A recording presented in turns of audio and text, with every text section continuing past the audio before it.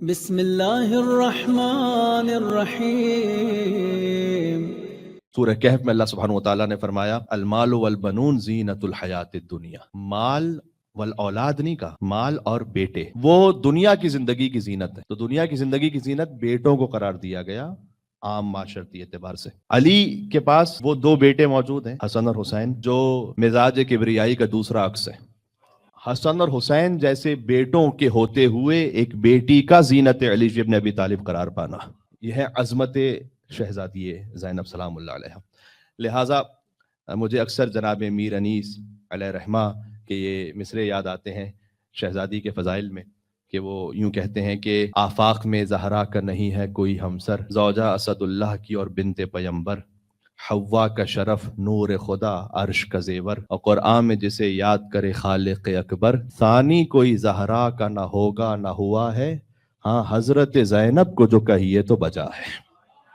یہ مولا علی علیہ السلام کا کلام ہے، انا زین الدین، دین کی زینت میں ہوں۔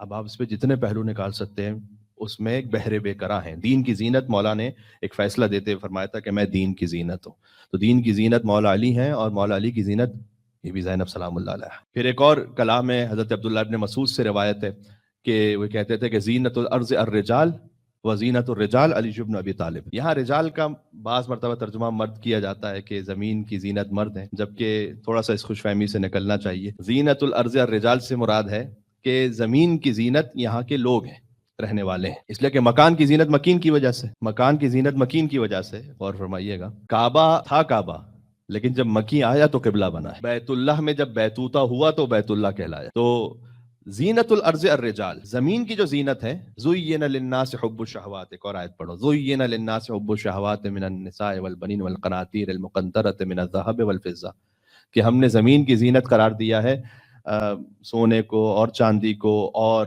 بہترین سواریوں کو، ہیرے اور جواہرات کو، مال کو اور بیٹوں کو، یہ اللہ سبحانہ وتعالیٰ نے قرآن میں کہا ہے۔ تو یہ سب زینتیں ہیں زمین کی، لیکن زینت الارض الرجال، یہ جو جتنی بھی زمین کی زینتیں ہیں، یہاں کے لوگوں کے رہنے والوں کی وجہ سے، اگر رہنے والے نہ ہوں تو پھر زمین یعنی کسی بھی مقام کی زینت نہیں ہے۔ اگر گھر ہے لیکن مکان ہے مکین نہیں ہے تو پھر زینت نہیں ہے وہاں۔ وزینت الرجال علی ابن ابی طالب، کہ زمین کی جو زینت ہے وہ یہاں رہنے والوں کی وجہ سے ہے، اور زمین کے لوگوں کی زینت علی ابن ابی طالب ہے، یعنی سارا کمال وہاں جمع ہے۔ تو جو زمین کے لوگوں کی زینت ہے، ان کی زینت شہزادی ہیں۔ تو یہ تو خیر ایک نام گرامی پر اگر بات ہو رہی ہے اس وقت۔ اچھا، یہ جو نام ہے اس پہ میں اس لیے ذرا تاکید کر کے تھوڑی سی بات کر رہا ہوں، چونکہ ایک تو ولادت کا جشن ہے، دوسرا یہ کہ جب بیوی کی ولادت ہوئی تو شہزادی فاطمہ سلام اللہ علیہ نے مولا علی علیہ السلام سے فرمایا، اللہم صلی علی محمد و آل محمد، مولا علی علیہ السلام سے فرمایا تھا بیوی نے کہ اے ابوالحسن، آپ باپ ہیں اور آپ نام رکھیے آپ کی دختر کا۔ تو اس وقت مولا نے فرمایا کہ انی لم اکن لاسبق علی رسول اللہ صلی اللہ علیہ وآلہ وسلم، کہ میں نام رکھنے میں رسول اللہ صلی اللہ علیہ وآلہ وسلم سے سبقت نہیں کر سکتا ہوں۔ اس وقت حضور مکرم مدینہ میں نہیں تھے، بی بی کی جب ولادت ہوئی، یکم شعبان المعظم معمولاً پاکستان اور ہندوستان میں ولادت کا جشن زیادہ بھرپور طریقے سے منایا جاتا ہے۔ 5 جمادی الاول بی بی کے اپنے حرم میں زیادہ بڑی مخصوصی ولادت کے جشن کی ہے، اور تلہ زینبیہ پر کربلا معلیٰ میں وہ مقام جو شہزادی سے منسوب ہے، وہاں بھی 5 جمادی الاولیٰ ہی پر چراغا اور جشن کا اہتمام ہوتا ہے۔ تو اس وقت حضور مکرم 3 دن سے مدینہ سے باہر تھے۔ 3 دن بعد حضور تشریف لائے، نواسی کی ولادت ہو چکی تھی، رسول اللہ کے پاس مولا علی علیہ السلام تشریف لے گئے کہ یا رسول اللہ آپ نام رکھیے میری اس دختر کا۔ غور کیجئے گا کہ رسول اللہ نے فرمایا کہ انی لم اکن یا لا اکن ان اسبق علی ربی، کہ میں نام رکھنے میں اپنے رب سے سبقت نہیں کر سکتا ہوں۔ یعنی جیسے آپ سیدہ آپ سے سبقت نہیں کر سکتی اور آپ مجھ سے سبقت نہیں کرتے، تو میں نام رکھنے میں رب سے سبقت نہیں کر سکتا، لہٰذا میں انتظار کروں گا۔ اور اس کے بعد وحی نازل ہوئی کہ جبرائیل نے اللہ کا یہ حکم پہنچایا کہ اللہ یہ حکم دے رہا ہے کہ آپ اپنی اس نواسی کا نام زینب رکھیں۔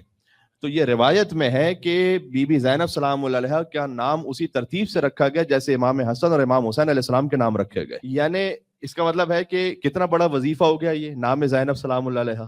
جب آپ بی بی زینب کا نام لے رہے ہیں، گویا وحی پروردگار کی تلاوت کر رہے ہیں آپ۔ اللہ سبحانہ وتعالیٰ کے حکم سے رسول اللہ نے یہ نام رکھا، اور اس کے بعد بعض کتابوں میں یہ فقرہ موجود ہے رسول اللہ کا کہ فرمایا کہ اسی کو من تحب زینب، کہ میں تم سے وصیت کرتا ہوں، اپنے اصحاب سے کہا کہ اپنے دل میں میری اس نواسی کی محبت رکھو. تو حضور مکرم نے شروع ہی سے خاص الخاص یہ اہتمام فرمایا ہے شہزادی زینب سلام اللہ علیہا کے لیے. اور بیوی کے دستان مبارک پر نگاہ پڑی تو حضور نے گریہ بھی فرمایا، اور فرمایا کہ ایک وقت آئے گا کہ اس بیٹی پر مصائب آئیں گے. اور سیدہ سلام اللہ علیہا نے پوچھا کہ یا رسول اللہ یہ بتلائیے گا کہ اے میرے بابا جان، اگر کوئی ان مصائب پر گریہ کرے تو کیا اجر ہے؟ تو حضور نے جواب دیا کہ وہی اجر ہے کہ جو حسن اور حسین پر گریہ کرنے کا اجر ہے. تو یہاں سے ایک بات سمجھ میں آ رہی ہے کہ شریکت الحسین تو ہے بی بی کا لقب، کم از کم 50 القاب، اور اس کے علاوہ تفصیل میں اگر جائیے تو 300 القاب ذکر ہیں بی بی کے. کتابوں میں 300 القاب ذکر ہیں، جن میں مشہور ترین تو عقیلہ بنی ہاشم ہے، عقیلۃ الطالبین. عقیلہ یعنی جہاں پر صفت عقل اپنے کمال پر ہو. بعض احادیث اور روایات میں ایک مستور کے لیے جو عقل کے بارے میں بات کی گئی ہے، میں اس تفصیل میں نہیں جانا چاہتا، لیکن سیدہ زینب سلام اللہ علیہا عقیلہ بنی ہاشم ہے، بنی ہاشم کی بھی با عقل ترین خاتون. یہ معمولی بات نہیں ہے، جہاں مجسم عقل ہے، کمال عقل ہے. اچھا، آپ کو اسی خاطر ملے گا کہ شہزادی کے فضائل میں یا امام حسن علیہ السلام سے نسبت یا امام حسین علیہ السلام سے نسبت.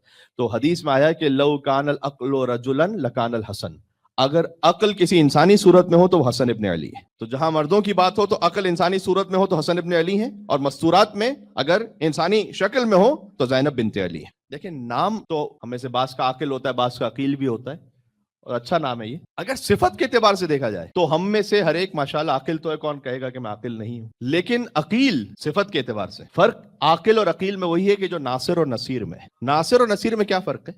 ناصر ہے اس میں فاعل عربی زبان میں، نصیر ہے صفت مشبہ. جب اس میں فاعل استعمال ہوتا ہے کہیں پر تو جب تک وہ فعل انجام پا رہا ہے تو وہ شخص اس سے متصف رہتا ہے. لیکن صفت مشبہ کا مطلب ہوتا ہے کہ جس کی ذات میں وہ صفت اتنی رچ بس گئی ہو کہ وہ اس سے جدا نہ ہو سکے. تو رسول اللہ نے، آپ جانتے ہیں کہ ناصر نہیں نصیر مانگا ہے. وہ نہیں کہ جو کبھی مدد کرے تو کبھی مدد نہ کرے. ناصر وہ کہ جب مدد کر رہا ہے تو پھر وہ نصرت کرنے والا ہے. نصیر وہ کہ جس کی ذات میں، جس کے گوشت و خون میں رسول اللہ کی نصرت موجود ہے. مشہور دعا ہے کہ رب ادخلنی مدخل صدق واخرجنی مخرج صدق واجعل لي من لدنک سلطانا ناصرا یا نصیرا. تو رسول اللہ نے نصیر مانگا ہے. نصیر کے وزن پر ہے عقیل، اور عقیل کا فیمن ہے عقیلہ. بی بی عقیلہ ہے، یعنی صفت عقل جس سے جدا نہ ہو سکے. اس کا مطلب کیا ہے؟ اس کا مطلب یہ ہے کہ شدید ترین مصائب میں بھی جو عقل کی بنیاد پہ فیصلہ کرے. بات سمجھ میں آ رہی ہے میں کیا عرض کرنے لگا ہوں؟ جو جذبات سے فیصلہ نہ کرے، جو غم کی شدت سے مغلوب ہو کر فیصلہ نہ کرے، بلکہ خالص عقل کی بنیاد پہ فیصلہ کرے، اسے زینب بنت علی کہتے ہیں. کیونکہ عاقلہ نہیں ہے بی بی، عقیلہ ہے. میں نے اور آپ نے لقب نہیں دیا، امام معصوم نے لقب دیا ہوا ہے، عقیلہ بنی ہاشم. بات واضح ہو رہی ہے؟ لہذا اب جب بی بی کا کلام، جو بی بی خطبہ ارشاد فرما رہی ہیں، تو کوئی یہ نہ کہے کہ بھائی کی شہادت کے غم میں احساسی طور پر خطبہ ارشاد فرمایا. نہیں، جو کہا وہ عین عقل کی بنیاد پر تھا. بات سمجھ میں آ رہی ہے میں کیا عرض کرنے لگا ہوں؟ کیا کہنا اس بی بی کا. جب بی بی خطبہ تو معمولاً چونکہ شہادت کی مجلس میں پڑھا جاتا ہے، اور یہاں پر اسے عرض کر بھی چکا ہوں، اس تفصیل میں نہیں جاؤں گا، لیکن ذرا کن فیکون کا مظہر تو دیکھیے گا یہاں پر کہ یہ بزرگ علماء نے اپنی کتاب میں اس بات کو لکھا ہے. اچھا، آپ جانتے ہیں کہ وہاں پر گانے والیوں کا ہجوم ہے، سیٹیاں بجا رہے ہیں مرد، تالیاں بجا رہی ہیں عورتیں، گھوڑے ہنہنا رہے ہیں اور اونٹ بلبلا رہے ہیں، کچھ عورتیں چیخ رہی ہیں، تو سپاہی غرا رہے ہیں وہاں پر. یہ پوری کیفیت ہے وہاں پر، آپ جانتے ہیں. فَأَوْمَأَتْ بِيَدِهِ یا بِيَدِهَا، بی بی نے اشارہ کیا دست مبارک سے، بولا نہیں. وَارْتَدَّتِ الْأَنْفَاسُ وَسَكَنَتِ الْأَجْرَاسُ، یہاں اشارہ کیا بی بی نے کہ جو سانسیں تھیں وہ گویا رک گئیں، اور اونٹوں کی گردن میں جو گھنٹیاں تھیں بج رہی تھیں اور اپنے مقام پر ساکت ہو گئیں. یہ میں آپ کو بڑی قدیمی کتابوں سے پڑھ رہا ہوں یہ روایت. دست مبارک شہزادی زینب سلام اللہ علیہ سے اشارہ فرمایا کہ انس کو تو چپ ہو، خاموش ہو جاؤ. وَارْتَدَّتِ الْأَنْفَاسُ، گویا سانسیں رک گئیں. وَسَكَنَتِ الْأَجْرَاسُ، جو گھنٹیاں تھیں وہ ساکن ہو گئیں. انما امرہ اذا اراد شیئا ان یقول له کن فیکون. اچھا، اب یہ کوئی تعجب نہ کرے کہ شہزادی زینب سلام اللہ علیہ کو مظہر کن فیکون کیوں کہا گیا. اس لیے کہ یہ تو عام مومنین کے لیے، عام انسانوں کے لیے، کہ اللہ حدیث قدسی میں بیان ہے کہ اے میرے بندے، سبحان اللہ، فرمایا کہ میری عبدیت حتی اجعلک مثلی، میری ایسی عبدیت میں آ جا کہ میں تجھے اپنے جیسا بنا دوں. تو کوئی اللہ تو نہیں بن جائے گا. اپنے جیسا بنانے کا مطلب کیا ہے؟ مثلی نہیں کہا، مثلی ہے. یہاں میں توقع رکھتا ہوں کہ وہ مجالس جو آپ سماعت فرما چکے ہیں اس سے ہم تھوڑا سا آگے بڑھیں گے. مثلی کا مطلب ہوتا ہے لیسا کمثلہ شیء، اللہ کی کوئی مثل نہیں، لیکن اللہ کی مثل ہے. مثل نورہ کمشکاۃ فیہا مصباح المصباح فی زجاجۃ الزجاجۃ کأنہا کوکب درری. تو مثل اور مثل کا فرق کیا ہے؟ مثل ہے کہ جو ذات میں ایک جیسا ہو، اللہ کی ذات جیسا کوئی نہیں، واجب الوجود ہے، وہ جسم نہیں رکھتا، بسیط ہے. مثل کا مطلب ہے جو صفات میں اس جیسا. یہ عربی زبان میں فرق ہے. مثل کا مطلب ہے ذات میں کسی کے جیسا ہونا، مثل کا مطلب صفات میں اس جیسا ہونا. تو اللہ چاہے تو اپنی کسی خاص صفت میں کسی کو اپنے جیسا بنا سکتا ہے. بات سمجھ میں آ رہی ہے؟ اللہ کے نور کی بھی مثل ہے. مثل، میں نے ابھی آیت پڑھی آپ کے سامنے، سورہ نور کی آیت ہے، اللہ نور السماوات والارض مثل نورہ کمشکاۃ فیہا مصباح. بات واضح کہ اللہ کے نور کی مثل ہے کہ جیسے ایک طاق ہے، اس میں ایک چراغ رکھا ہے، اور چراغ ایک فانوس میں ہے کہ جو روشن ہے، ایسے کہ جیسے کوکب درری ہے. اس پہ گفتگو ہو چکی ہے. تو اللہ کی مثل ہے، اللہ کے نور کی مثل. حدیث قدسی میں عبدی اطعنی، اے میرے بندے میری تو ایسی اطاعت کر کہ حتی اجعلک مثلی، نہیں مثلی، کہ میں تجھے اپنی مثل بناؤں. یہ ہم اور آپ جیسوں کے لیے ہے، امام معصوم کی بات نہیں ہو رہی. تو پھر اللہ اپنی مثل بنائے گا تو کیا ہوگا؟ تو آگے دو فقرے ہیں. ایک یہ کہ انا حی لا اموت انت تحیی ولا تموت، میں حی ہوں، مجھے موت نہیں آتی، تجھے بھی حی بنا دوں گا، موت نہیں آئے گی. سب سے بڑی مثال اس کی خود ابا عبداللہ الحسین علیہ السلام ہے. اللہ سبحانہ وتعالیٰ نے ایسی حیات عطا کی کہ اب موت نہیں ہے وہاں پر. انت تحیی ولا تموت. اور دوسرا فقرہ یہ ہے کہ تو میری ایسی اطاعت کر کے میں تجھے اپنے جیسا بنا دوں کہ جب میں کہتا ہوں کن فیکون تو وہ ہو جاتا ہے، تو تجھے بھی وہ عطا کروں گا کہ تم کہو گے کن تو وہ ہو جائے گا. یہ عام انسانوں کے لیے بات ہو رہی ہے. اب شہزادی زینب سلام اللہ علیہ نے دستے ولایت سے جب اشارہ فرمایا کہ انس کو تو خاموش ہو جا، تو ورتدت الالفاظ وسکنت الاجراس. سبحان اللہ، یہ کیا کیفیت ہے کہ جو گھنٹیاں تھیں وہ رک گئی. اور پھر بی بی نے خطبہ ارشاد فرمایا. اچھا، جب بی بی نے خطبہ دینا شروع کیا تو اس خطبے کے اختتام پر حجت خدا کی سند ملی کہ امتی، اے میری پھوپھی زینب، امام سجاد کہہ رہے ہیں، انتی بحمد اللہ عالمۃ غیر معلمۃ. آپ نے وہ خطبہ ارشاد فرمایا کہ آپ ایسی عالمہ ہیں جسے کسی نے تعلیم نہیں دی. اسی کو علم لدنی کہتے ہیں. جی، ہمارا علم سب کا کسبی ہے. ہمارا علم لدن کا مطلب ہوتا ہے جو خود اپنے اندر نفس میں ہو. ہمارا علم کسبی ہے، ہم نے کسی سے حاصل کیا، سنا ہے یا دیکھا ہے. ہمارا علم لدنی نہیں ہے. امام معصوم کا علم لدنی ہے. بات واضح ہو رہی ہے؟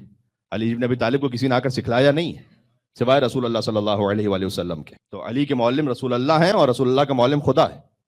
خود مولا کائنات نے فرمایا ہے کہ رسول اللہ کو ادب سکھایا اللہ نے، مجھے ادب سکھایا رسول اللہ نے، وَأَنَا أُؤَدِّبُ الْمُؤْمِنِينَ، مومنین کو ادب سکھلاتا ہوں میں خود. تو یہ ترتیب ہے جو اللہ سبحانہ وتعالیٰ نے رکھی. تو انت عالمۃ غیر معلمۃ وفہمۃ غیر مفہمۃ، آپ وہ عالمہ ہیں جسے کسی نے تعلیم نہیں دی، اور آپ وہ سیکھنے والی ہیں جسے کسی نے سکھلایا نہیں. تو اس وقت یہ امام معصوم کی سند ملی اس خطبے کے بعد. لہٰذا اب جب بی بی کی بات ہے تو یہاں پر عام مستور کی بات نہیں ہو رہی، یعنی وہ خانواد اہل بیت میں سے بھی کسی اور مستور کی بات نہیں ہو رہی ہے. میں ایک جملہ کہنے لگا ہوں، مولا علیہ السلام کی 14 بیٹیاں ہیں، ذہن میں رکھیے گا، 12 بیٹے 14 بیٹیاں. بی بی کے علاوہ جتنی بیٹیاں ہیں ان کے لیے زینت ہے کہ ان کے بابا علی ہیں. جملہ نہ ضائع کیجیے گا. بی بی زینب کے علاوہ جتنی بیٹیاں ہیں ان کے لیے زینت ہے کہ ان کے بابا علی ہیں، اور اس بیٹی کا مقام یہ ہے کہ علی کے لیے زینت ہے کہ ان کی بیٹی زینب ہے. تو اب بات ختم کر رہا ہوں بس یہاں دو نکات کو عرض کر کے. ایک تو یہ کہ جب اس بی بی کے بارے میں بات ہو رہی ہے کہ جو علم لدنی کی حاملہ ہیں، اس کا مطلب یہ ہے کہ جیسے آپ توسل کرتے ہیں ائمہ علیہ الصلوۃ والسلام سے، ویسے آپ نے توسل کرنا ہے شہزادی زینب سلام اللہ علیہا سے. بات ہو رہی ہے. اس لیے بی بی کے نام کا توسل علماء نے بیان فرمایا ہے. آپ تسبیح نکالیے، 100 مرتبہ صلوات پڑھیے اور ہدیہ کیجیے بی بی زینب سلام اللہ علیہا کو.